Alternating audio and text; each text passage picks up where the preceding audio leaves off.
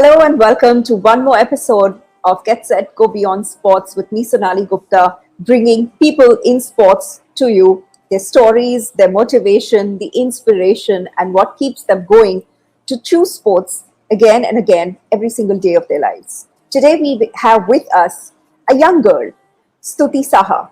She's a national level fencer and also a national level swimmer who became active in both sports at a young age and has represented her state and educational institution on the national level. It is a pleasure to introduce to you Stuti Saha.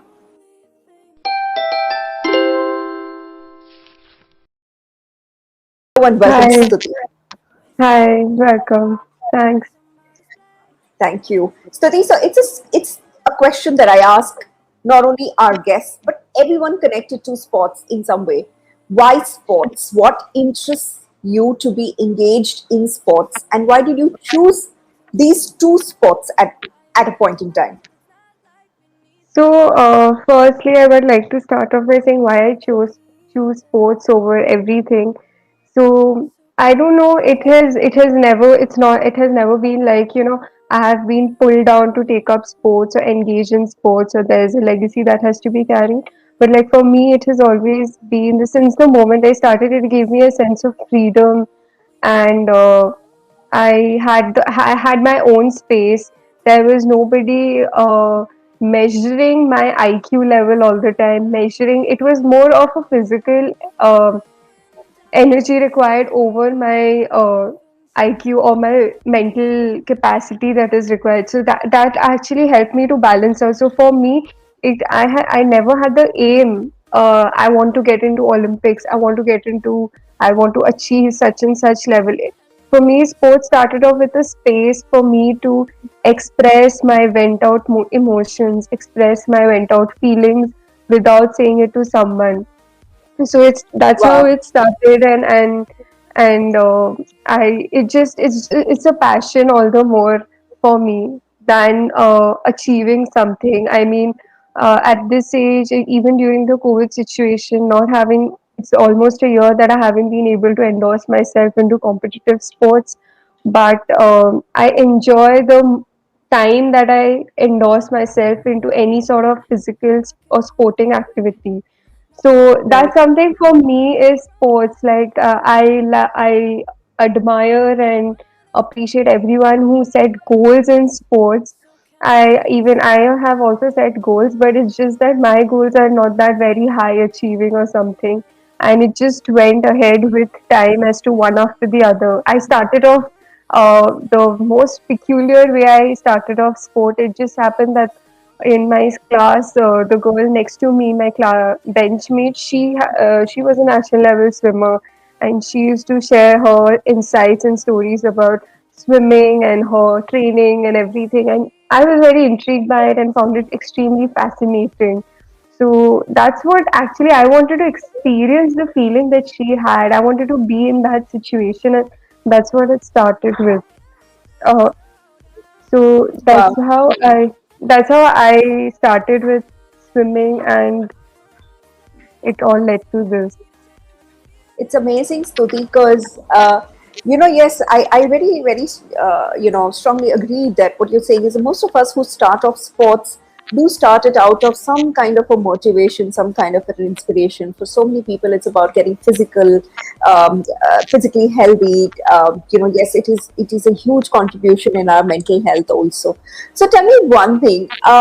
When you were growing in your school Hmm. days and then up to your college, when you started the sport, and like you had very briefly mentioned that it was a good feel good factor for you, can you elaborate a little bit more on how it actually helped you to grow as a person, as a teenager? What was the contribution of sports in your life so far? So actually, that's something I keep on saying. That's like entire my. It's like you could say the story of my life, ideally. Right. So I started swimming at the age of 12. I was 12 when I started. It was very late, I know. But yeah, from 12 to 17 or whatever I achieved, I feel I have accomplished really well in the 5 years, 5 to Right. 6 years. So for me, when I started sports, competitive sports all the more. So my when I was small, my mother had this thing that just to be go all out, get exposure to all sorts of activities. So I used to go for swimming classes thrice a week and go for gymnastics once a week. So that's how I was exposed to sports. And once I started taking up competitive sports, it was more like I had a freedom after school that okay, I have something to look forward to apart from academics. So yes, and that's something. It was like a push factor for me to look at after school and the pull factor, you can say. So I will. That's something. That's how I started off with swimming. I never looked at key. I have to achieve and go up till nationals or something or get a medal at the nationals. It was more like I want to do it. I want to enjoy the sport, be in it, be in that moment. So yeah, and over the period of time, I learned a lot of things. Like sports has actually taught me how to be disciplined in life. I mean, the best thing I have learned is to shrink into and fit into time. No, I wouldn't Wow. say time management because I still haven't learned that, but Mhm. like to fit into the 24-hour cycle. Right, So, right. like Yeah, so Stuti, balancing. it's very vital, like what you're saying in terms of time, in terms of balancing. Do do share some very practical ways in which you've sort of been able to study, been able to, excel in your sport, and at the same time, you have such a calm demeanor in the way of how you approached your sport. In the fact that you have also reached nationals, it's not easy when you're growing up as a child, right? Because you have so many distractions. There's so many things you want to do over wanting to go swim every day. So how did you do all of those things? So for me, I remember it was during my 10th standard, 9th standard. So I had to go under surgery for a medical condition at that time. So it was January 3rd or 4th that I had to go under the surgery, and it was an open surgery. So for 3 months, I had to be entirely out of the swimming arena. So, and the swimming season starts from April. In Calcutta, it starts from April. Actually, 1st of May, you could say, and goes on till September and October maximum. So, from November to April, it's basically your training period to prepare yourself for the next season. So I was into sort of, I was devastated when I got to know that I had to undergo the surgery, and it was in a critical condition, so I had to take it up at the as soon as possible. So I remember on the while after my surgery, I had to be in the hospital for 3 days, and I was the first day when visitors came to visit. I was like, okay, family members have come, not a big deal. Next day, when I got to know in the morning that few of my swimming friends are going to come, I was all pumped up. I wanted to know what's happening in the arena, what's the practice going on, what are the new happenings, what's the new gossip going on. Like I just wanted to be around, surrounded by it, even when I'm physically not there. So that was something I was like, okay, I started to realize, okay, it's something I can't live without or do without it. So I was very into the moment. Oh my God, they're going to come. They're going to spend only 2 hours, but I'm going to get all the information, all the things that I've missed out on. And Right. my hospitalization, for 2 months, I was on complete bed rest, which was again where I used to be like, I used to tell my parents that let me go to the club. I want to see what's happening. It's okay. I'll just sit and see and all. But they knew that that's not a thing can happen, and I was 14 plus. So if they can't control me in that way, so it was like I wanted to be associated with it in even in the smallest way possible. There were so many things happening. I was told not to get out of the bed XYZ. And coming March, I remember, so I had to go to school to appear for my exams. And then coming March, after the moment I finished 2 months of my bed rest, I told them that It's okay. Let me try and see. At least let me go to the club and see how's the training going. I also need to get used to the atmosphere because suddenly I won't be able to do it. So remember visiting the doctor, and when I went there, I pleaded the doctor to let me go swimming. I told him that I'm going to do only leisure swimming, no competitive swimming, but let me get down. So he was very hesitant, but he said that on only 30 minutes you can do a day, and he said not every day, thrice a week. That was the thing. I was elated. I was like, finally, I could get out of this phase. And it was mid of March when I started, and I it took me almost mid of April till I went back to the normal training schedule. But once I started getting back to the normal training schedule, obviously I was not at par with everyone, and I tried my level best to pick it up. So that's when I realized that okay, it's a do or die situation for me to prove myself. That it was it was not just that I had to do. I love swimming, and it was just for I wanted to show some respect. I wanted to show some gratitude towards the people involved and help me recover and overcome the trauma I had been Wow, into. So I lovely. remember it was the first districts I went for, and everybody was like, "Yo, Stuti won't be able to perform." I mean, they were like, "If she uh, gets comes in top five, it's fine." They were Right. like, "You know, because she's her health is not well, she's not doing well. She had a major setback, and X Y Z everything happened." And I remember it was 200 meters breaststroke. So my main event was breaststroke. It was 200 Hmm. meters breaststroke, and it was the last event for the day. And it was 7:30 in the evening, and I was standing in front of the lane right before the competition, and I was waiting for the whistle to go. I can see a fish going by in the water and everything, and all I could see is that like me getting into the surgery room, having the surgery done, and then I was like, it's a do or die situation. And yes, I came third in that event. Wow, And the next day, I had my 100 meters breaststroke event, which is my main event. That has been my main event. And I came first in that.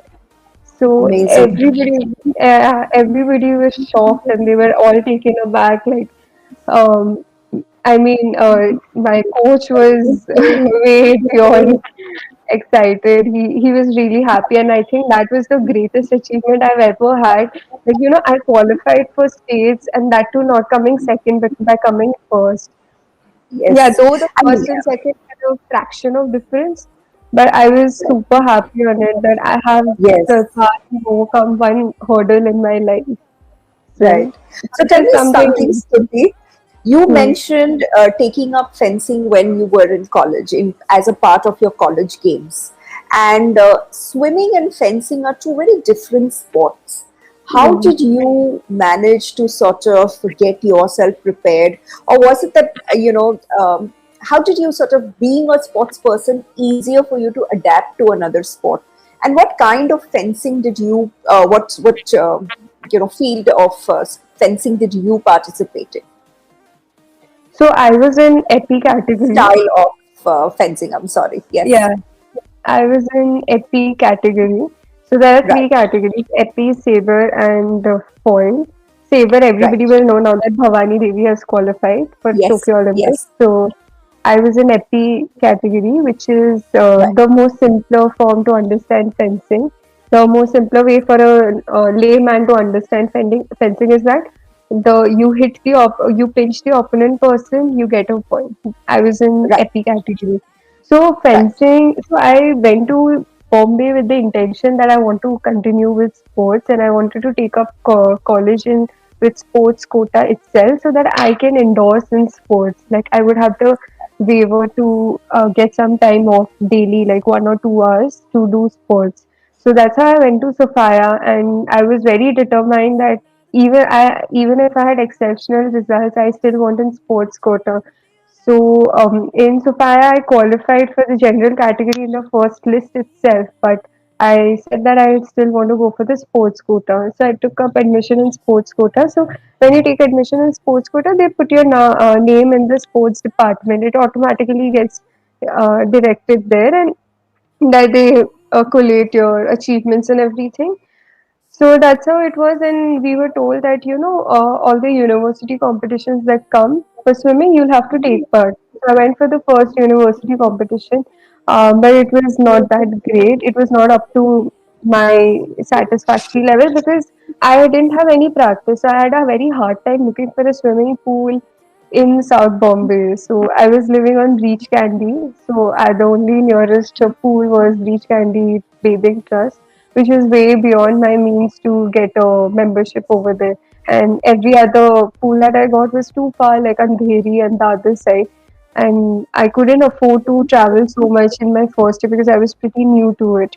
So I just thought of giving that a break and see if there's anything more I can do. I wanted to experience the proper college life and all. So it was in November time in 2017, my first year of college, where they said that they were having this fencing workshop. I remember. So the sports department said that you all also should take part, and it's a self defense also you can take in. So I registered and I went for the workshop, and it was pretty good. I was pretty happy with the workshop. Um, I found the sport to be extremely fascinating at the moment. And then that year, I saw the university competition that happened. So that was pretty good for me. And so I spoke to my ma'am later, the department head who conducted the workshop, and I told her that, ma'am, it's a really nice sport. Please keep continue doing the workshop. I mean, if nobody comes, I'll come for it. Then she told me that, if you're so interested, why don't you start fencing? So I said that I have no means, I don't have any equipment, I don't have the gear or the weapon or anything. She's like, it's okay, I have all of my stuff, you can take my stuff, I'll train you.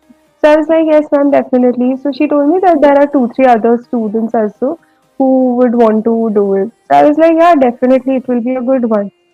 So I remember the first day I went for the training. It was in my college campus Right, itself. And she was like, hey, it's good that y'all are picking up. We can nice. train y'all for the next university games. They're like, university games, you don't have to go through the district, state, and then zonal to Right, go for nationals. So she's like, if right, you can do well in the university, you can get through nationals.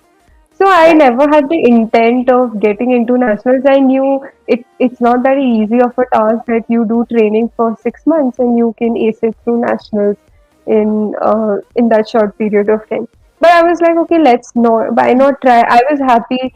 I was actually frustrated to sit back at home and just keep studying and do Netflix and all the online thing. I just wanted to get out and get physically involved somewhere to exhaust myself. So I was like, okay, at least I'll have some sort of activity. And that's how I started with it. And I remember it was November end that time, and first week of December we had the university competition. So it was again happening in on our college campus itself. So mom was like, "Listen, I'm putting all of your names." I was pretty anxious. I was like, "No, ma'am, I don't think we are prepared." And all. She's like, "No, it's fine. You are doing good. It's going fine." So to answer the question that you said that how did I cope up with the shift right, from a different right, sport to a right, it was an aqua sport to an on ground sport. right, I never compare. I never had that thing of okay, I have done swimming, so fencing can be a sport to me. So I right, always took up the sport to be more of a leisure thing for me, as sort of an engagement, and it was more of an entertainment thing for me. So right, that is my way to tame myself into a sport. So right. that's how it started with. I like the agility and the attack part in fencing. I loved it because after a hectic day in college, I could go and vent out my emotions. That's something I used to do with Right. swimming.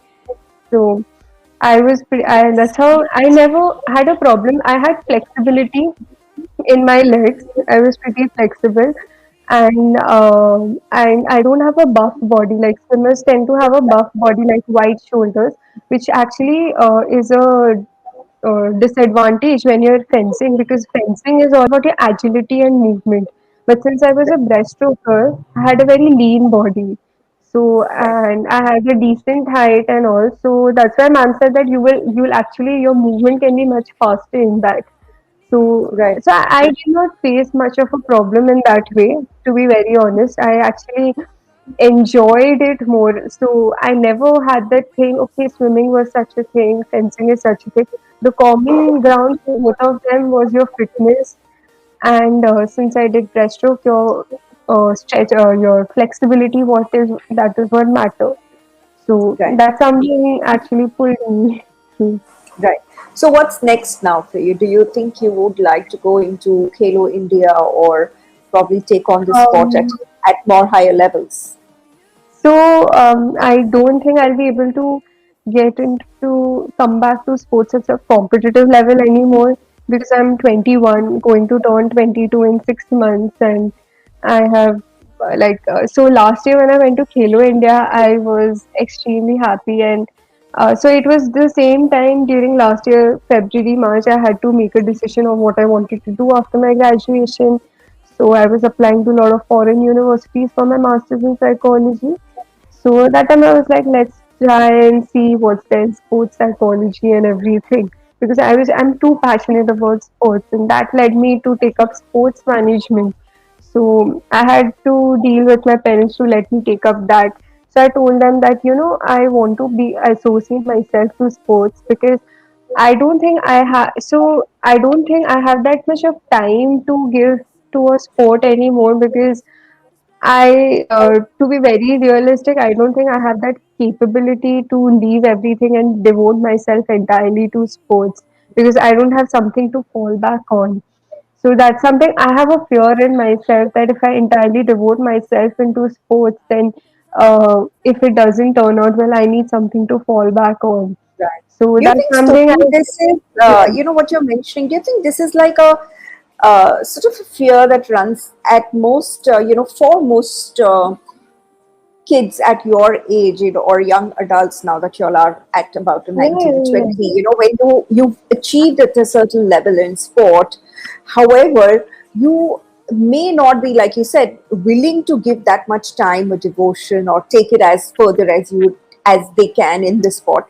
So do you think that's yeah. always this kind of a situation that you'll all reach at when you want to ask yourself and still be connected to sport? And is that where a lot of the kids, decide, okay, let's give back to sport? Yeah, yes, yes, definitely. So now I'm doing my PG in sports management from IISM Bombay itself. So the common factor that among all the 150 students is this thing that all of us have achieved a certain level in sports. If not all, at least majority of us. There are students who have taken part in Ranji Trophy, have been scouted for Rajasthan Royals, but because of the COVID situation and everything, and because of there's nothing to fall back on, they are trying to have a balance between sports and academics. So that's a very common thing. That's a very common discussion that we had the very first day at IISM, where we talked about the common ground that connects all of us in material of whichever background we are coming from, or whatever differences are there, is that the love and the passion for sports, and that majority of us have played sports, and we have that fear amongst ourselves that we need something to fall back on. And I think I wouldn't say it's a fear, but it's just that how Indian minds have been tamed into the fact that by studying only you can have a career. The rest of it is happens in miracle, and miracles doesn't happen to all. So this is something even So, I have been told. So I will not say that I'm no exception. So yes. that's But how do you I think, deal with do you think it. that, do you think now with the new mindset, like we have an Olympian in fencing for the very first time in India, we have, we have girls who've now got into shooting. They have been selected for various other sports. Somebody we just heard recently was selected for sailing, right? So, Yeah, we kind of made are hearing of so many women and young girls. Obviously, women right now currently, because there's a whole lot of girls getting selected, but then boys, men, all of it. Um, do you think now going forward, the mentality of Indian parents to shift from this whole education based into, yes, there could be a career in active sports, in playing sports, in pursuing sports, that you think can be done? And also, while you are a sports management student, aren't there like how many more areas of sport are actually of being involved in sport are now open to you, which is probably limited to only playing sport? So, firstly, yes, you can say the platforms are much open right now for people to enter sports and take up sports. And actually, so when I was into sports, active sports, there were two sorts of people I used to come across. One, the talented bunch who did not have the finance to, did not have the means to finance themselves, and then there is an average bunch of people who had the finance and the connections to pull them up higher. So, taking up the former group that I'm talking about, so for them, you need to give them the support, but again, the support has to go in such a way that it's not like throwing money at them. It's that sort of a thing. So now I would say, now that there are these Go Sports Foundation, OGQ, and JSW, and all these are trying to finance, put scholarship programs for sports.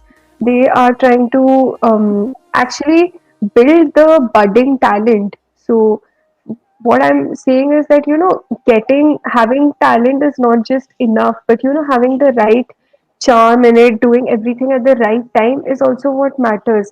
I feel I have been lucky enough, touch wood, that I have done things at the very right time, for which uh, ideally I have played sports for 7 years itself, 7 to 8 years, you can say, like from 12 from the age of 12 to 20, yeah, and I have achieved quite a lot, at least in up to my own satisfaction.